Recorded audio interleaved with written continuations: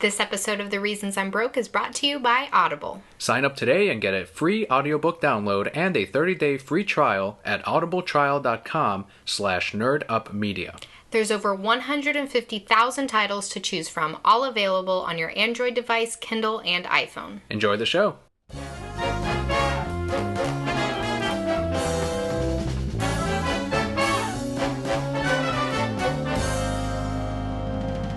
Hello and welcome to The Reasons I'm Broke, bringing you the reasons we're broke, ranging from comics, movies, TV, video games, and more. This is episode 126. I'm Daniel. And I'm Kelly. And for the new listeners, new brokeheads out there, welcome to the show. Thank you for tuning in. The way the show goes is we cover the news first, and then we jump into the comics that we pulled for the week, mainly DC, although we do have some Marvel sprinkled in there, and an indie book this week. Mm-hmm. So first with our news, we're going to start with some video games, specifically Pokemon's video games. We have the Pokken Tournament. The Pokemon fighting game from Bandai Namco is set to release in Japan arcades this summer. A 4-minute trailer revealing some features released this week.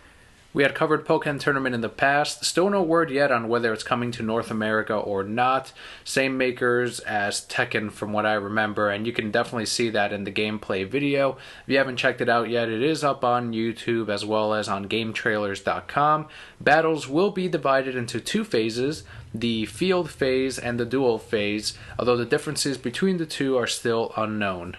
Throughout the fight, a resonance gauge will be filled, which can then be used to unleash powerful attacks in a resonance burst mode. We saw some of those attacks in the trailer.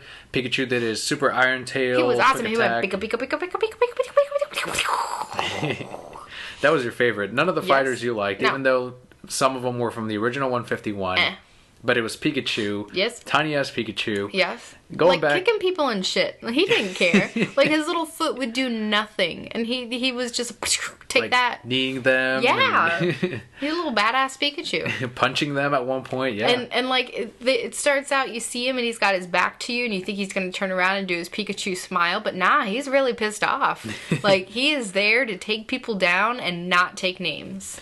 The two phases, although we don't know anything about them, just from what I gathered on the trailer, I'm assuming the field phase is when your Pokemon is actually running around the battlefield, trying to get in on actually attacking the Pokemon, and when you get into a combat position, that's when you actually go into the duel phase. That's what I think it is, because there was very few differences in there that I saw. Mm-hmm. Very similar to the Dragon Ball Z video game, the fighting one, like the Budokai series, in which you can go in the air, but you could also fly off away from them and just blast them. I think that's more of what they were talking about, because as Pikachu, you can electrocute them from far away, or other Pokemon like Machamp, you actually have to get into the duel phase immediately to start attacking them.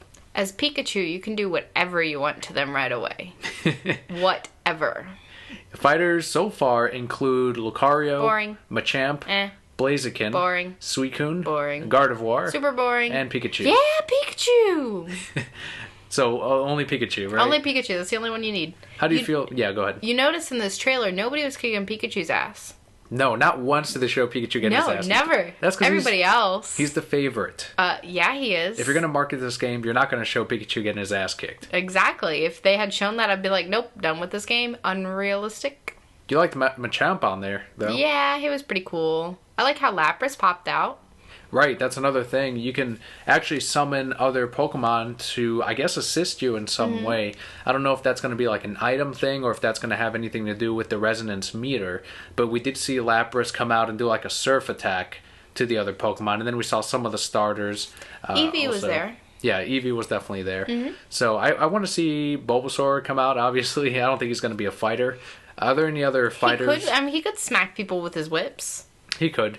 Suicune was the one that I was most confused with, because I'm like, how's that a fighter in a Pokemon game? How's Pikachu a fighter in a Pokemon game? They were going to make him work no matter what. Yeah, they were. I mean, in Pokemon Yellow, you can use Pikachu to surf. Yeah, you can. The only thing that's missing... Well, did they do flying with the balloons? I don't think you can use that, but I'm sure that could be a viable thing. That would be great. But Suicune's not really a fighting Pokemon. It's not one that you can see like punching and kicking. Instead, it's like this giant, slow Pokemon that is more of a range attacker from what I saw. Yeah, probably. Oh, man, okay, so jumping back to Flying Pikachu. I want that to be a thing in the game, right? Where he uses his balloons, but because he can't really fly, you just end up in a random town. Wherever the wind decided to go. Make this happen, Pokemans. Okay, continue. Yes. I want to see Hitmonlee, Hitmonchan. Obviously, those two have to be in there. Yes. There's a couple of fighting Pokemon from Ruby and Sapphire that you can throw in. There's like the blue and the red guy, and they have like the ninja outfits. Oh, no, I didn't like them. Sock and throw? In there, though. Yes. In their karate outfits. You could have that sumo guy. Hariyama. Yeah, him. Right. You could throw him in there. He was on my team in this new Ruby game, actually. I know, I was watching him play earlier. That's what I thought of him. He's the shit, like that Force Palm. It only does 60 base power, but it has a chance of paralyzing Gyarados them. is way cooler. I had a Gyarados too. But I like Hariyama because it more fits my style. Well, I'll paralyze and then I'll like protect. Oh, I hate when you fight like that. Me, I'm just like, attack, attack, attack, attack. And you're like, poison, go to sleep, heal myself, do this thing, got me some leftovers, and now you're poisoned and dead. I hate that. My favorite. I think we'll see Mewtwo in the game. Oh yeah, I'm sure. He'll Probably be like the super boss. secret final boss, exactly. Yeah. So overall, we're pretty excited about Pokken Tournament. I think they'll definitely bring it out in North America since there aren't really any arcades here. I see it as like a downloadable only title. Maybe I'm sure they can charge $50 for it and get away with it. But the control scheme that they showed with the arcades, it will work with a Wii U controller. And with all the different controllers that the Wii U supports already, one of those is bound to fit Pokken Tournament. It's not that complex of a game. So yeah, I'm looking forward to the title. It looks gorgeous. The graphics are awesome. I just hope the fighting mechanics are balanced enough to actually work, where you can jump in and pick it up, but also stay competitive. And I won't play it. Not even as Pikachu? No, I don't do fighting games. I'm so bad at fighting games. It's true. She won't even do Smash Brothers. No, never. If they came out with like Pokemon Harvest Moon, I would play it. I should have never told you about this game because I would have been like, Kelly, if they made a Pokemon fighting game, would you play that? And then I'm sure I'd you say would have no. said it. What if Lapras no. is in it? And she is. And I would have said no. Because I don't play fighting games. I'm so bad. And now I don't play racing games anymore either. I do want to update everyone. I did beat Omega Ruby finally. Finally. I know I'm months behind from everyone else. Finally, Dan. It's not like I haven't just beaten the first gym and nothing else. It's a thing called having a life. It's called working. Yes. Working a lot. Yes. So yeah, I finally got around. I'm like, if I'm not going to beat it now, I'm never going to do it. I'll put it down and forget about it and eventually trade it in. But no, I did it. I actually transferred my Swampert over from X and Y, and then I still had that Swamperite because I chose Mudkip as my starter. So I took the other Swampert that I started out with the crappy stats. I threw that in the PC. That's so sad. Well, no, my X and Y partner, that thing is the shit. That's it's so sad. Perfect stats on it. You and I play this game so differently. Swamperite on it.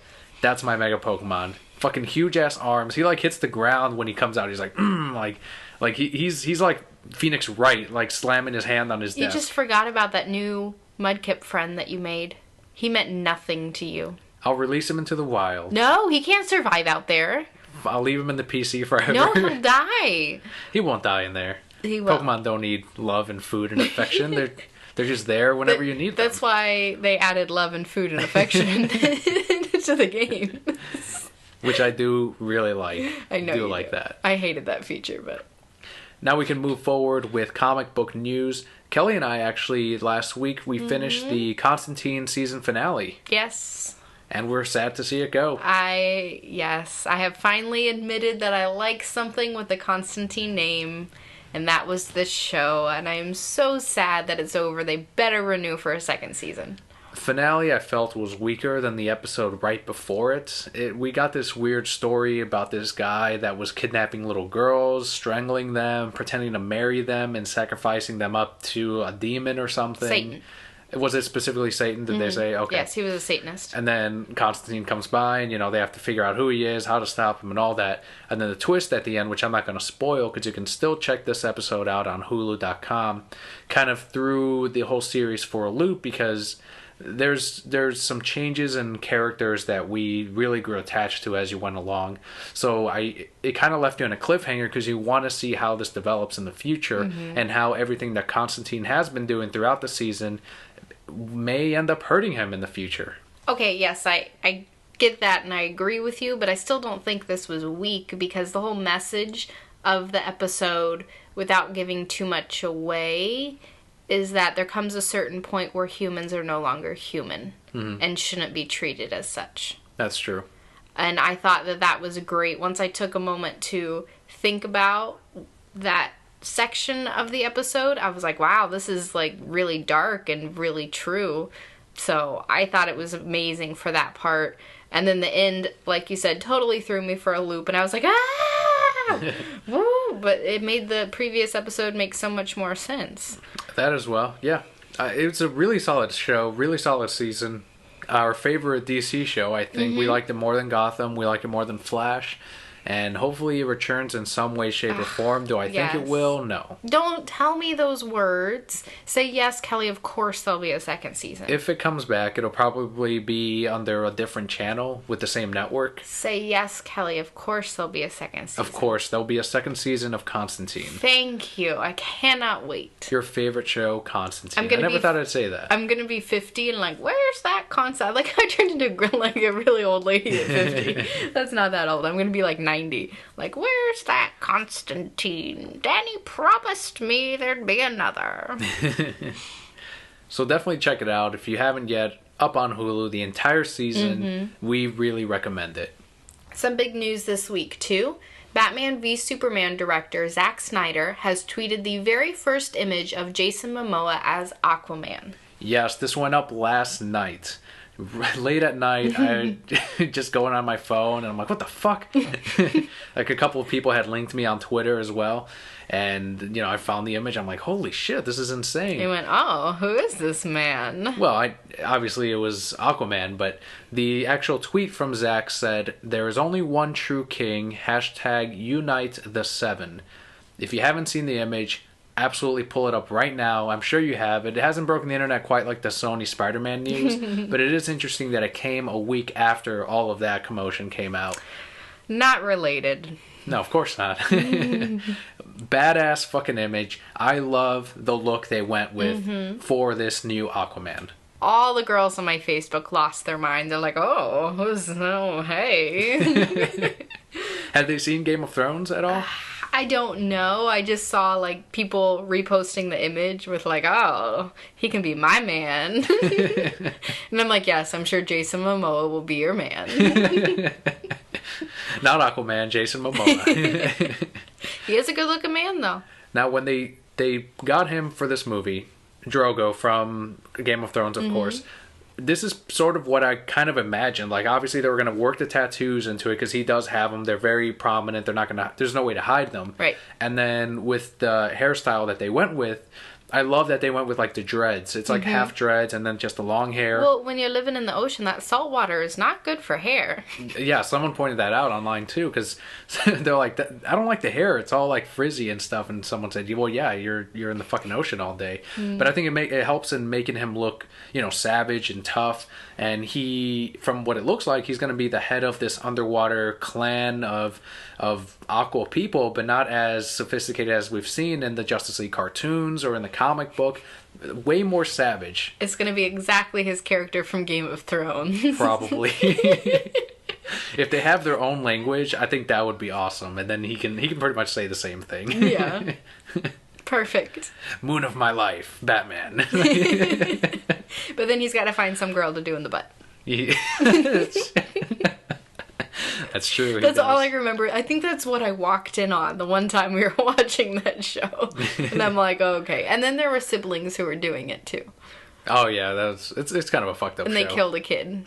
But he was awesome. That's all I remember. He was. Yeah, so describing more of this image, you noticed he's got like the bits of white in his beard, so it kind of gives him like that aged look, but he's also got highlights. I noticed that. I'm going to chalk that up to it being as part of the tribe thing also. I'm sure other aqua people we see, or the ocean, they had to get some blonde in there, I guess. I don't know. But I love the armor that they have on his one arm. The different tattoos, the tribal look looks amazing. And then you also notice that the Aquaman symbol is actually on his belt. That's amazing. Yeah, I thought it was a great character design overall. Definitely got people excited. Do you care at all that they strayed so far from the traditional Aquaman? No, he was too clean cut. There are still comments out there saying, just bleach his hair and he'll be perfect. It's like, no, that'll look fucking terrible. Yes. And a guy with that complexion and his skin color, it would not look good. This is an Aquaman that women want. Right. Which is what they're going for, because now you have all the ladies in that theater. Well, if they weren't there for Henry Cavill already, they're definitely there for Jason Momoa. Yep. It's definitely, I think it's what they needed to do. They needed to give it a fresh, brand new look to the character and really, I guess make him, with people that don't read too much Aquaman or don't really respect the character, this is going to be something that they're like, okay, this is a badass guy that can stand toe-to-toe with Superman or Batman or whoever. And I think they really succeeded with it. Most of the comments I'm reading online, like, it's overwhelmingly positive. And this is the internet. This is the internet. They don't like anything. Good job, internets. But yeah, and the complaints that I'm seeing, there's nothing that I'm like, oh, I can see that. No, it's all like, bleach his hair, and I don't like the tattoos. Where's the green pants? Where's the green pants? I'm glad the green pants are gone. And the poster itself has Unite the Seven. I saw one article on Newsarama. They're like, maybe they mean Unite the Seven Seas. It's like, no, the fucking Justice League. Oh, I thought it was the Seven Seas too. No, it's the fucking Justice League, Kelly. You and Newsarama. I'm telling you both. It's the 7 Justice League members. I am Newsarama. Dun dun dun. That'd be insane. That would blow my mind if we actually ran Newsarama. If I was Newsarama? Yeah. Just me. Like, I hid it from you somehow. You actually know a bunch of shit ahead of time, and you're just, like, playing along, like, oh, yeah, that just leaked, didn't it? What is this? I don't even... Like, you only think I'm going to my job every day. I'm going to Newsarama. Also, the original article for this leak on Newsarama, staying on that topic, they actually put director Scott Snyder from Batman v Superman. And I screen capped and I was like, I knew it. I knew Scott Snyder was actually directing this. That's kind of a joke on Scott, because he says, I know there's something new with Batman v Superman because I get a bunch of tweets directed at me, and when they really truly mean to send it over to Zack Snyder. Oh. Well, good for him. So I told Scott, I was like, can we send tweets about Endgame over to Zack then? So they're not helping any by doing stuff like that. I think soon we will see. Oh, so the 7 Justice League members. Can you name them? Do you know who they're going to be? Yes. Batman. Batman, of course. That's 1. Superman. Superman, that's 2. Aquaman. Aquaman, 3. Cyborg. Cyborg. Wonder Woman. Wonder Woman. Green Lantern. Green Lantern. You're missing one more. And Batman. Batman again. Wait. I want to guess. Is it the Flash? Yes, it's the Flash. He's already been cast. Yes, and Batman. And Batman, of course. And another Batman. Can we make it 7 Batmans? That's fine. Okay, so we'll have Christian Bale Batman, and Kevin Conroy Batman, and Batman Beyond Batman, who's really Bat-fake. Oh, and Old Man Bruce Batman. He can be in there, too. And Michael Keaton Batman, yes. And 2 more Kevin Conroy Batmans. The Arkham Asylum Batman and the Arkham City Batman. There you go, done. Done. I've listed all the Batmans, and we'll call the Justice Batman League. A reminder, Batman v Superman will open on March 26th, 2016. Ugh. So far away. It's about a year, a little over a year. So far away. It's actually not that bad. I requested off the 25th today. Of March? Yes, of next year. I requested that shit off. I'm going to tell you why. And I've told this story months ago. Okay. I was at the comic shop when Guardians of the Galaxy opened. Like that very night, midnight, we were going to go see Guardians as a store. And I was closing. There was actually a 7 o'clock showing, which is a common thing now with a lot of theaters, where they'll actually show the movie hours before the midnight showing so that they can get more people in the theater, and that's that many more tickets they can sell. The problem is I'm working, and if you haven't seen Guardians of the Galaxy, this is going to be a spoiler on the post-credits scene. But I'm sitting there, putting some back issues away, and these 2 guys come in, and he said, oh, yeah, Howard the Duck is at the end of the credits. Yeah, it's crazy. Howard the Duck. And I'm like, if I liked the Marvel movies as much as these other people, or if I was excited about Guardians at all, I would be very upset right now. Incredibly upset. And that I immediately thought, this better not fucking happen with something I actually care about and I'm actually excited for, like Batman v Superman. Better not happen. So to ensure that that doesn't happen next year, on the 25th, I'm going to that 7 o'clock showing, and I'm going to the midnight showing. We'll all request off too. We can all see it, yeah. We'll all, like, live tweet each other. Isn't that usually MegaCon week? It's around that time. It depends on when MegaCon decides they're going to do it, either April or March. But yeah, MegaCon's usually around the time when a superhero movie releases. Okay. Very exciting, though. I did not hesitate to request that day off. We'll have to have a party beforehand. We will. And little by little, we're going to have the rest of the Unite the Seven posters releasing. We'll have one brand new shot of Batman, a brand new of Supes, Wonder Woman. One of the Atlantic, one of the Pacific. No. One of the Indian Ocean. All the 7 oceans, yes? What are the oceans? I only know 3 oceans. The Icelandic, is there an Icelandic Ocean? Oh, the Arctic Ocean, that's what it is. I know 4 oceans. All right, now cracking myself up. I'm so funny, you guys. That being the biggest news, at least the one I was most excited for, the Aquaman image, love it. Now we can move forward into the comic book news. We've got tons from Dynamite, Marvel, and DC. Dynamite Entertainment has announced the May 2015 launch of Swords of Sorrow. Yeah, it's going to be a miniseries headlined by Gail Simone. The book will star Red Sonja, Awesome. Deja Torres, and Vampirella. The various tie-in titles would consist of an all-female team of writers and artists that include Nancy Collins, who does Vampirella and Swamp Thing, Marigreed Scott, who does Transformers Windblade, Erica Schultz from M3, and G. Willow Wilson from Miss Marvel. It was very important for Gail that it's an all-female team. From what I saw on Tumblr and on her Twitter, she handpicked these different creators for this project. That's awesome. In a press release, Gail Simone said, "Here's the thing. I love pulp adventure. Always have. But as male-dominated as comics have often been, the pulp adventure world seems to be even more so. Most of the big-name stars and creators are dudes. And that's fine. It's great. But it hit me. What if that wasn't the case? What if adventure pulp had also been written with female readers in mind, and awesome female characters in the spotlight?" What do you think about that in itself? That she's trying to bring back the pulp adventure, or at least bring it forward with a female cast of creators and characters. I think it's a great idea. I think it's even smarter to have her name on there, because it's not just females reading her work. It's men as well. Right. So you've now pulled a whole bunch of guys into reading all of her stuff, and to reading this in particular, as well as all the females that's going to pull in.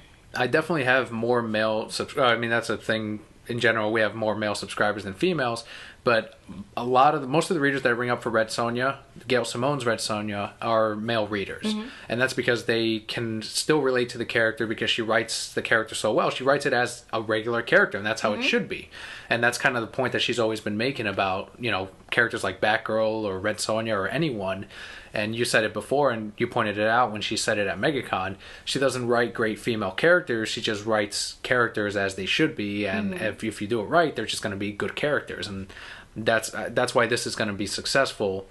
And that's why Red Sonja has been so good, and all the other works that she has done. Other characters that are going to be in the Dynamite universe who will make an appearance include Jungle Girl, Lady Rawhide, Kato, Jennifer Blood, and many more. Jungle Girl. I'm interested. Yeah, it's going to span the Dynamite universe, the minor characters, the big ones. Out of the 3, obviously, we're most excited for Red Sonja. Of course. And I think Gail will put her as like the leader of that group, just because she has experience with the character and writes her so well. And she's such a badass character. Oh, yeah. So we have some Marvel and DC May solicitations. First up, Ultimate End #1. This is a mini-series of 5. This is written by Brian Michael Bendis with art by Mark Bagley. There's tons more of solicitations. You can check them all out at newsarama.com. These are the ones that we're actually going to be picking up ourselves, though, and if you've been following the podcast, you kind of can figure out which ones we're going to hit.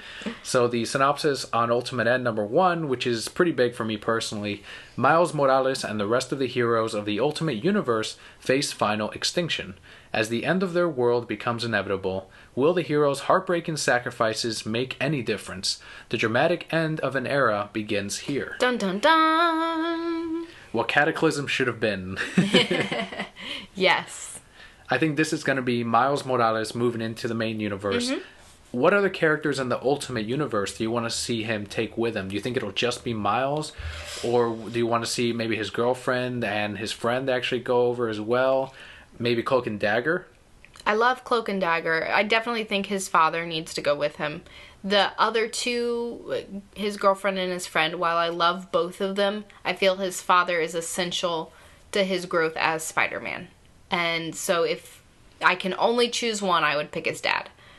I think they will bring his friends with him in some way, because otherwise, I mean, who's he really going to connect to in the main universe?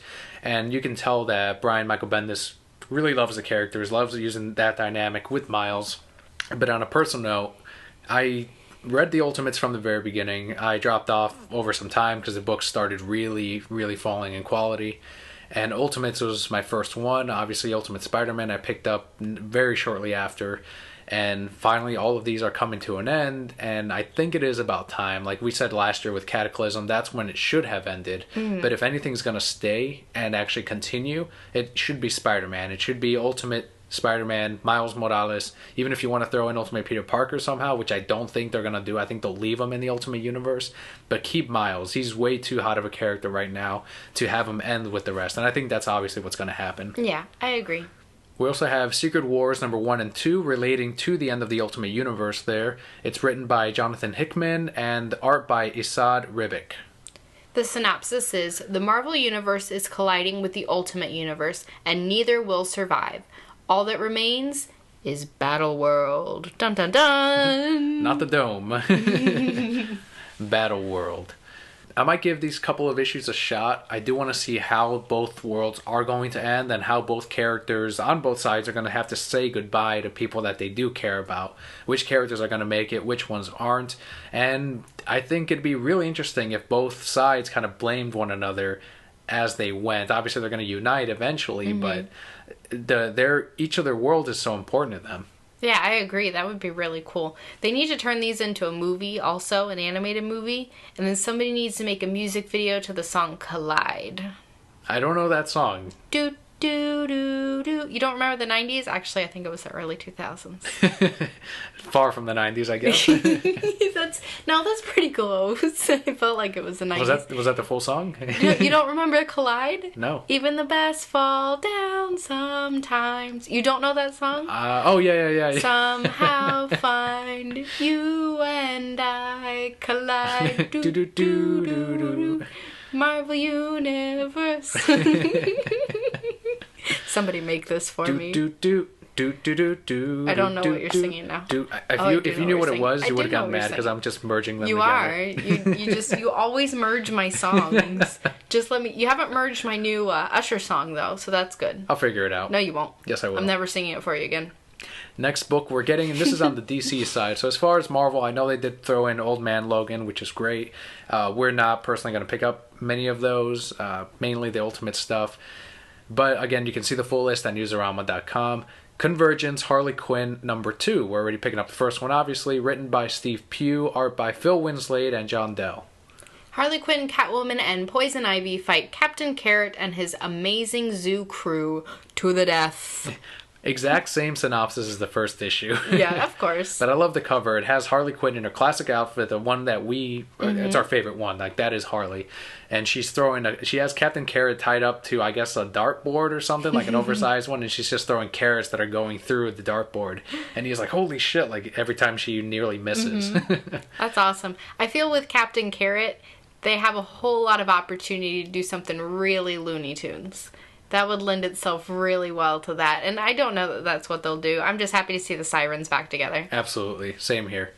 Next is Convergence, Shazam number 2. This is written by Jeff Parker with art by Evan Shaner.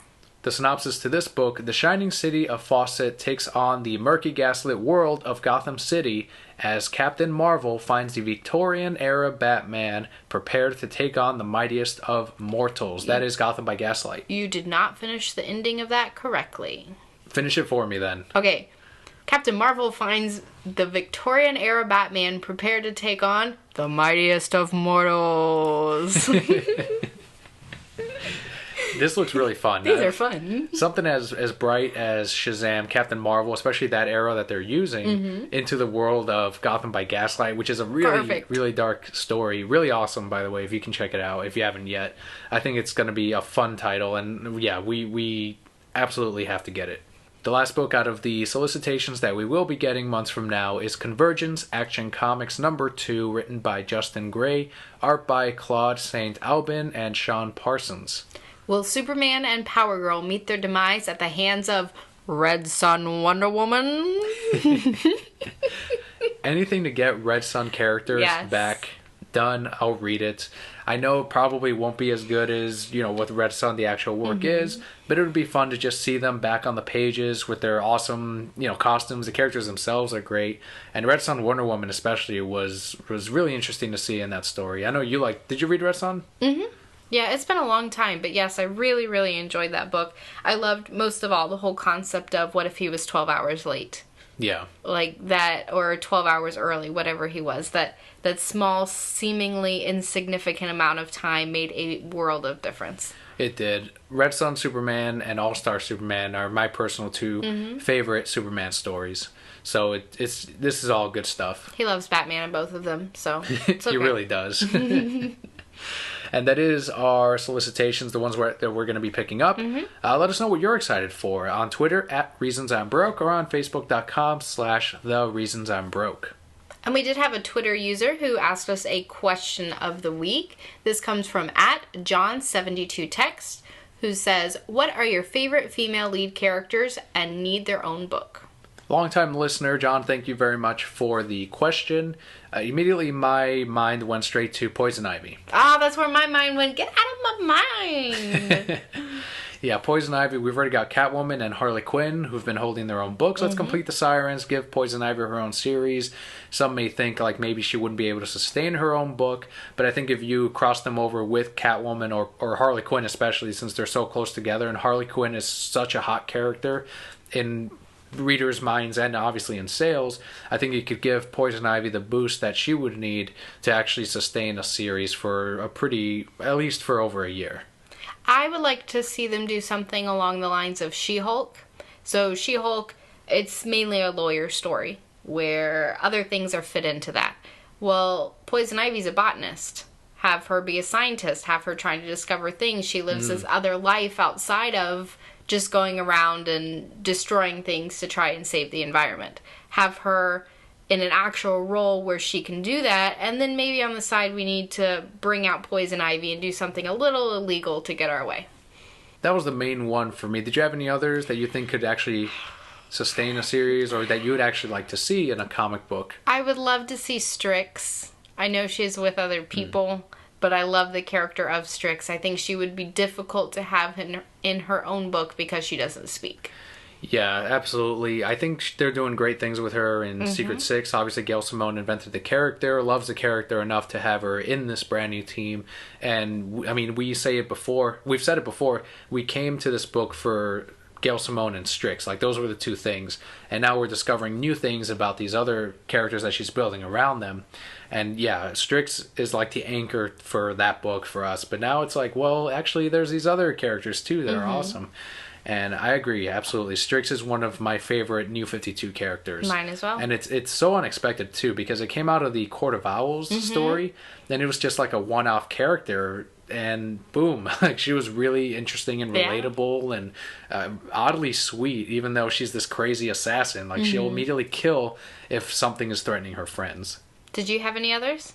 Just Poison Ivy. Poison Ivy was the main one. Like, obviously, I'd want to see Talia in her own book, but it's completely... Nope. It's not doable. I would burn all of them. And I love the Al Ghul's, though. Like, give Ra's his own fucking book. Does that count, John? Well, if we're talking ladies, then Superman should have another book all to himself. One that I did think of, too, was Hawkgirl. Yeah, Hawkgirl would be pretty cool. But only if it's Hawkgirl from the animated series, yes, in which she has to explore her relationship with Jon Stewart, which hasn't really happened in the New 52 at all. Well, no, it kind of did. They got together in the back of Batman Beyond. Well, that's not the New 52, though. Oh. Well, then yes. Hawkgirl would be awesome. Write this for me. Make this happen. I want to see their love story. Saronic Natu, Sinestro's daughter, another really, really good character I enjoy, but probably one that also won't. This is almost her own series, practically. Like, she's in the Sinestro comics so often that I feel like I'm learning more out from this than I have in, like, Green Lantern Corps or any of the books from Jeff Johns. Agreed.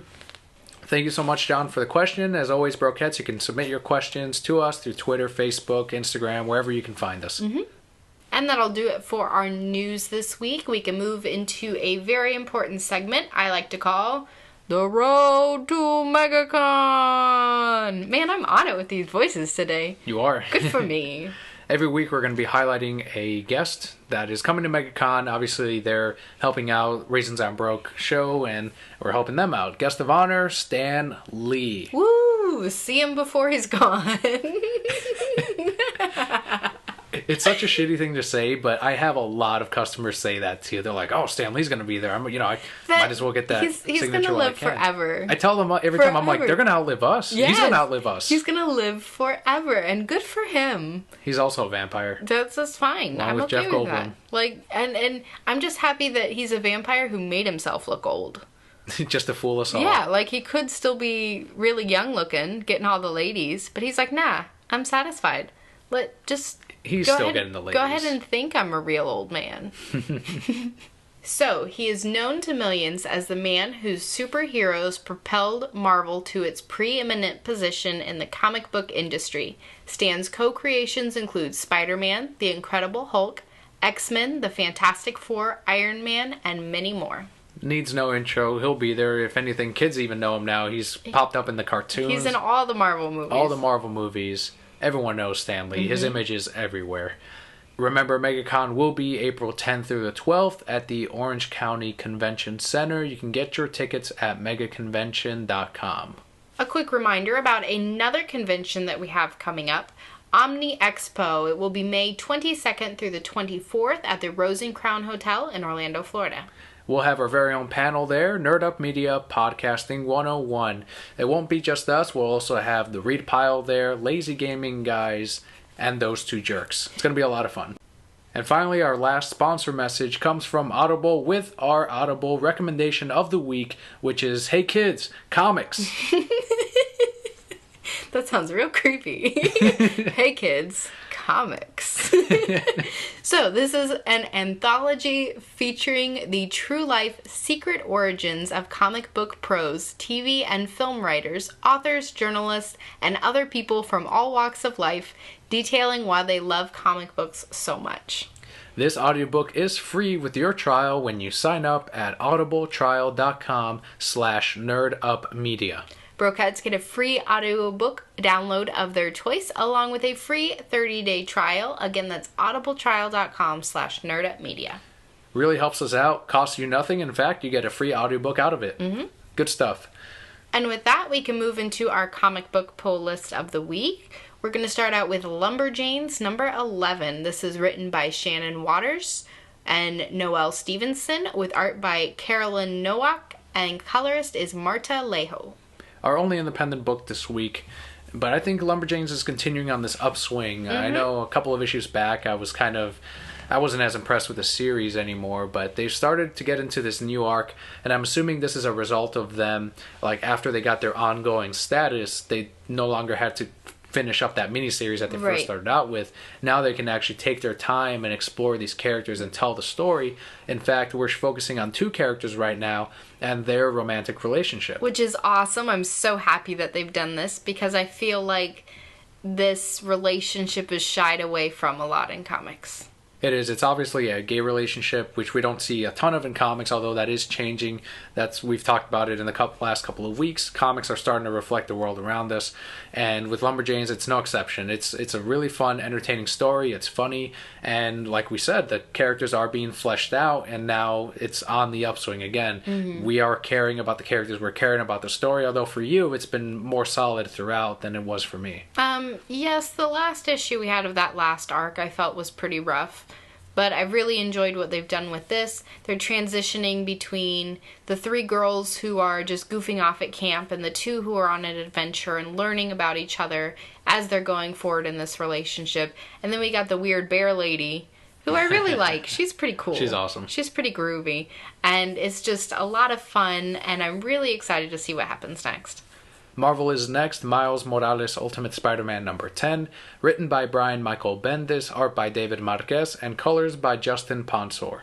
So Hydra has been causing trouble. We've seen how they've kind of overshadowed Miles' life, and we haven't yet gotten that fallout, what the consequences are going to be with Hydra in his life. And this is where it all happens. This is where it actually triggers the trouble that we will see for the next couple of issues. We did get to see 2 of my favorite characters return in this book, though. Spoilers. Sorry. Cloak and Dagger. Handled really well again by Brian. And more importantly, the way that Miles is learning how he can't just let a couple of villains fight themselves and just defeat the weaker one at the very end of it. He's starting to learn that there is responsibility with those powers. He's getting that lesson really thrown in his face, and actually something that he has to pick up fairly quickly because there are people that will be hurt because of it. And I felt like that growth is so important to the character of Miles, especially after we just finished the story between him and his father. And all of that exploring with his friendships as well is truly what made this my pick of the week. Oh, that's your pick of the week? Yes. Oh, I'm surprised. I did not think it would be. I know, on a week that Batman and Robin releases. I know. I figured that would have been your pick of the week. No, this was very excellent. Nothing wrong with this book. Wow. Like, everything was 100%. Okay. Our next book is She-Hulk number 12. This is the final issue. It's written by Charles Soule with art by Javier Pulido, and the colorist is Monsta Vicente. A final issue, and I gotta tell you, it kind of ended not with a bang. It felt very rushed at the end. It's like everything kind of came out of nowhere. And I know Charles has said that he's told the story that he wants to tell, like he got the chance to do it. I still felt like either, one, he didn't know how to end this portion of it, or 2, that maybe he skipped an issue and went to the very last bit of writing. I can see that. I feel like they spent so much time building up this big mystery, and the mystery wasn't that great. Yeah. Most of the book is just a big fight scene, and unfortunately, like, it looks great. I love the artwork by Javier, but it just didn't do it for me as far as the story, unfortunately. The very end, like, it has a nice wrap-up when they go back to the office, and it has a lead into Howard the Duck, but other than that, it just didn't really do it for me. I didn't feel the closure that I felt the book deserved. Right. Exactly. I agree. And that's why, unfortunately, the final issue of She-Hulk will end up being my pass of the week. Man, you surprised me with that one, too. I know, this is going to be your pick of the week. You don't know me. Silver Surfer number 9. You think you know me. Written by Dan Slott, art by Michael Allred, and colors by Laura Allred. You think you know me, but you don't know me, sir, because this is not my pick of the week. It's only because they're not in love again. Because Don's still being a jerk. So Silver Surfer confronts Galactus. As we saw in the last issue, he's coming for this world, which is a world of survivors. So these are the last of their species, of these millions of worlds that Silver Surfer has led Galactus to consume. And they all hate Galactus, or Silver Surfer, because he's responsible for saying, like, here, this is the world you want to eat next, this is the one you want to eat next. And he's done this for millions of worlds. And now that he kind of has this his moral compass is straight years later, now he's getting the repercussions of all of those things, the deeds that he was forced to do. And if you haven't read Silver Surfer, and if you don't know the history of the character, it's retold here, and it's done in such a way because he's telling it to someone that he loves, which is Don Greenwood. Yes, I liked that part. I hate Dawn still, though. She makes me so angry because she goes in there and she's like, you know what? I want to talk. And he's like, okay, what do you want to talk about? And she's like, okay, so tell me why you did all this stuff. And he tells this wonderful story about how he was just trying to save his planet and the people he loved, and he was forced into this. And the woman he loved. And the woman he loved. And then she goes, and I still don't know you. That's true. Why is she being so dramatic? I don't know, because she's a woman. It's what we do. You could be like, look, Kelly, I made the bed and I put a chocolate on your pillow and I don't know you. And then I would walk away. That's what happens. That's pretty much what she did. See, me, I would have been like, oh, okay, well, you changed your ways. You tried to kill this mofo because you understood that that was wrong, and I'm glad you're trying to redeem yourself. I guess all it's going to take is him nearly killing himself for her to be like, well, all right. Well, he's already halfway there, so there you go, Don. Hope you're happy. Stuck on this planet with these weirdos for the rest of your life. Because you couldn't just suck it up and not be a jerk. Love the comic. Excellent title. Next is Batgirl number 39. This is written by Cameron Stewart and Brendan Fletcher with art by Babs Tarr, and the colorist is Morris Wicks. All DC books moving forward. Barbara Gordon moved to Burnside to try to kind of escape Gotham City, and after everything that happened in Gail Simone's run, she wanted something lighter in her life, and unfortunately she's not escaping that in this title. Her academic work is suffering, her Batgirl life is not good, her love life isn't great. So all of that is kind of falling apart around her, and we're kind of getting the same story that we got in the last one, in which there's, again, another Batgirl out there kind of doing things. You know what it is, right? Without spoiling it, yeah, I'm starting to figure it out. Okay, yeah. well, because I'll tell you what it is when this is over, because I figured it out, because I am the comic book master genius. I just felt that the themes were a little bit too similar.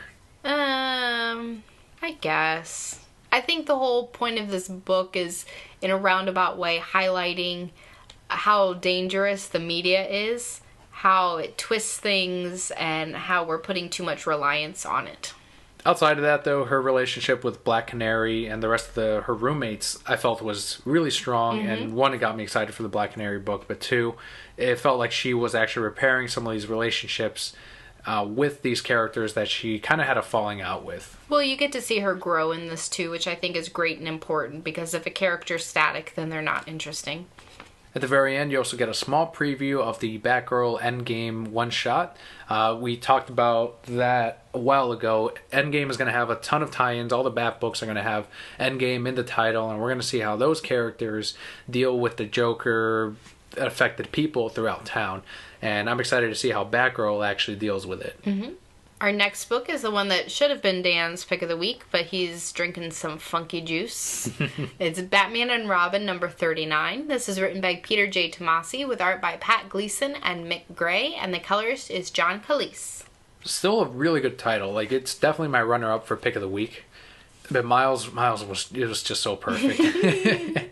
So in this issue, you finally see the interaction, the meeting between Damian Wayne and some of the Justice League members. And I thought that was really interesting because you see how Damian's arrogance is still there even after he died. He's such an asshole. The fact that he died made him and kept him as an asshole. Like, he's like, you don't know death, I know death. It made him more of an asshole. And I wouldn't have him any other way. Like, we had him like sweeten up near the end of the Batman and Robin run, but I felt like that's because of the writer and the artist. They knew that he was going to die, so they had to make him relatable and make you miss the character and want him back. And now that he's back, again, we're getting that Batman father and son, you need to slow down and relax. We're seeing more explanations on how he got his powers, why they're staying, why they're possibly slipping. A lot of stuff happens in this issue, and it's absolutely worth the buy. It's a good jumping on point. If you're not reading Batman and Robin, pick it up from number 39. And you just touched up on a point that I wanted to make, is we are seeing that some of his powers are slipping. So I think that's going to lend to some really terrifying moments later where, you know, we're expecting Damian to be able to accomplish all these things because he has previously, and now those powers aren't there. He's going to have to learn that that's not all he can rely on. Yes, I think there's going to be a crucial moment where we'll see maybe he'll need to save his father and his powers will fail him at that point. And that's when he'll kind of realize what Bruce's message was the whole time. It's, you can't rely on just your powers. You got to rely on your natural abilities, which is what Batman does. Right. And that's how he has brought up Damian thus far. And he's kind of strayed from that path. And that's what makes this like the best DC book out there. This and Batman right up there. But not your pick of the week. But not my pick of the week this week. Nope. I'm ashamed. Not gonna change my mind. Okay, whatever. Next is Batman Superman number 39, aka Superman Loves Batman. It's written by Greg Pak, art by Ardian Syaf, and colors by Ulysses Areola. Superman was so in love with Batman in this book. Very much so. Do you have your Superman Loves Batman moment of the week? I do. Theme song. I can lift you up. I can show you what you want to see and take you where you want to be. You could be my luck. Even if the sky is falling down, I know that we'll be safe and sound. We're safe and sound. Do you have your moment of the week? It's probably the same one. Okay, what's your moment? Mine is when so he's letting all the people, they're getting inside Kandor, and they're going to get smaller, and he's explaining how because Lois is a regular person without superpowers, she won't make it there. Gravity is stronger, she'll actually be weaker, probably die. And she says, well, why does Batman get to go? And he says, well, he's Batman. That was a good moment, but that was actually not my moment. What was your Superman Loves Batman moment? My moment is when they have to go save some of Superman's peoples. And then Supergirl was like, well, aren't you going to go save those peoples? And he's like, no, Batman's going to save those people. Like, he knows him so well.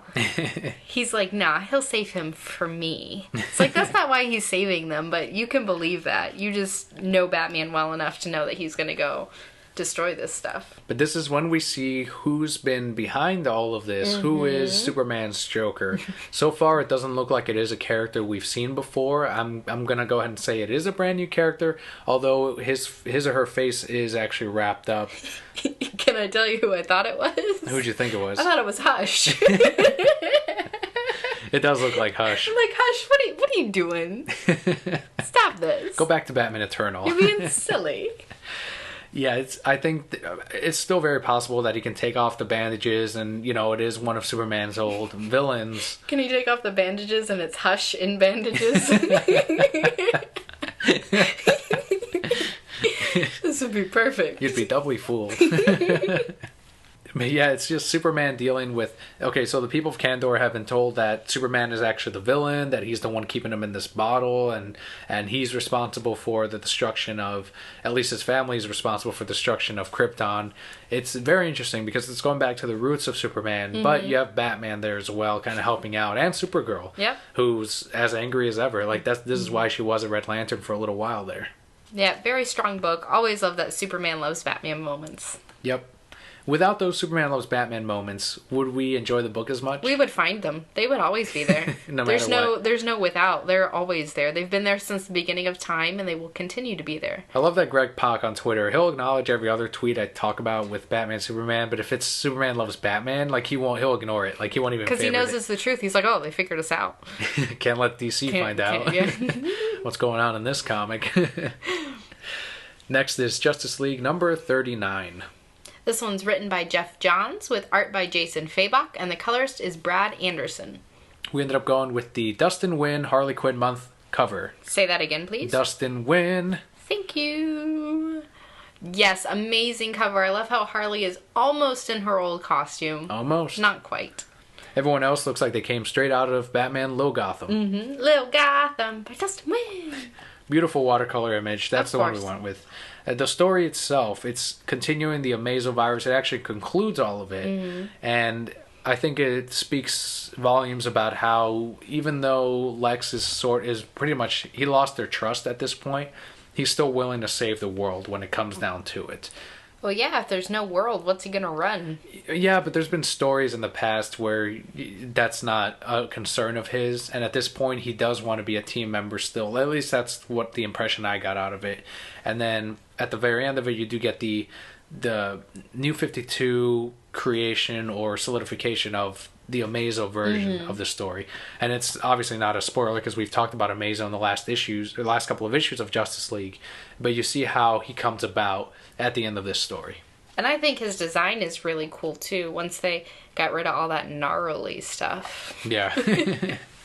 But yes, this was a very good issue also. I love the fact that you pointed out that Luthor does want to save the world. I feel the reason he's so against Superman is he thinks Superman makes him look bad. Yeah. And he just wants the world to think he's this great savior, and that can't happen with Superman in the way. So it's just misguided. It's like little kids on the playground. And the final thought on Justice League number 39 is at the very end, you do get the return of a Justice League member that's been missing for about a year now. He can just stay gone. I like him. Goodbye. Final book this week is going to be Teen Titans Go number 8, written by Amy Wolfram and Charlie Fish, art by Leah Hernandez and Jorge Corona, and colors by Jeremy Lawson. We get Valentine's Day! A little late, isn't it? Valentine's!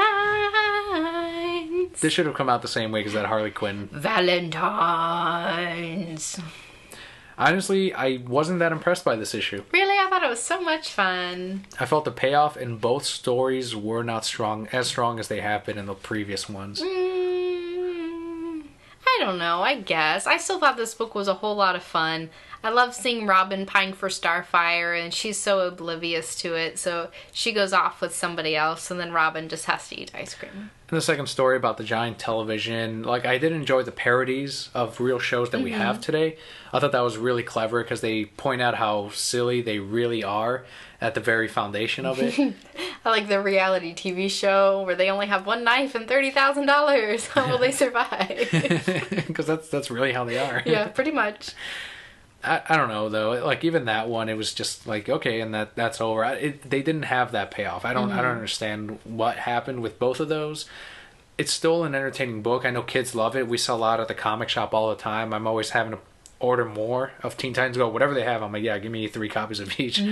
But otherwise, you know, we're gonna stay on it. We like the show. We like the comic so far. It's just number 8 was a bit of a misstep for me at least. And that will do it for our comics this week. Just to reiterate, Daniel's pick of the week was Miles Morales Ultimate Spider-Man number 10. And I guess Kelly didn't have one? I don't know. I liked a lot of them. I can't choose just one. Silver Surfer, like, there wasn't one that was a saga for me where it was like, wow, this was amazing, mind blown. There were a bunch of good ones and different points that I liked in a bunch of them, which is why I don't have a pass of the week. My pass of the week is She-Hulk number 12, which was its final issue. Nah, just finish it out. Don't be passing on it. If you came this far, what's one more? Very true. We want to remind everyone about the audibletrial.com/nerdupmedia link. Obviously helps us out. Also, our shop at nerdupmedia.com/shop. For a donation of just $16.99, you can get a t-shirt with the Nerd Up Media logo. Comes in a variety of different colors and both men's and women's sizes. Yeah, big thank you to the Brokettes out there who've bought some t-shirts this last week, and everyone else in the past that's gotten one with the rest of the Nerd Up Media network. Helps us out with server costs. And especially with the website as well, we actually do, that does cost money, obviously, if you've ever owned a website, uploading the videos and all the time. It just helps, keeps us going, and really, truly gets the name out there, too. As always, we love to hear from you guys, so if you have any questions, comments, or suggestions, you can head over to Twitter at ReasonsI'mBroke and let us know what you think. To find a link to everywhere you can find this, just head on over to nerdupmedia.com. You can click on The Reasons I'm Broke. You'll find links to Stitcher, iTunes, all of our various social media network sites, including Facebook, Twitter, Instagram, Tumblr, everything. However, while you're at nerdupmedia.com, definitely check out the other shows on our Nerd Up Media network, like The Lazy Gaming Guys, Those Two Jerks, and The Read Pile. Thank you guys so much for listening. I'm Kelly. And I'm Daniel. We'll see you next week.